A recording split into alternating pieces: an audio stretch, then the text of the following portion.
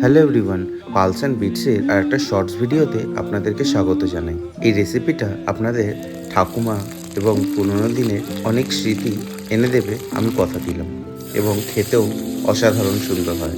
ফার্স্টে ভেটকি মাছগুলোকে আমি নুন হলুদ মাখিয়ে ভালো করে ভেজে নেব এবং জিরে, আদা, কাঁচা লঙ্কা আমি পেস্ট করে নেব।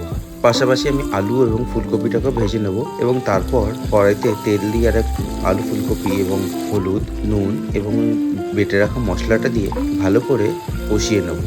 কষানো হয়ে গেলে যখন তেল ছাড়তে শুরু হবে তার মধ্যে আমি জল অ্যাড করে দেবো। জল অ্যাড করার পর কিছুক্ষণ পর আমি তার মধ্যে মাছটাকেও অ্যাড করে দেবো এবং ফুটতে দিয়ে দেবো বেশ কিছুক্ষণের জন্য। ফুটে গেলে তারপর সার্ভ করুন গরম ভাতের সাথে ভেটকি মাছের পাতলা ঝোল। ভিডিওটা ভালো লাগলে সাবস্ক্রাইব করবেন, লাইক করবেন, কমেন্ট করবেন এবং কেমন লাগলো অবশ্যই লিখে জানাবেন। আজকের জন্য টাটা, দেখা হবে পরের ভিডিওতে।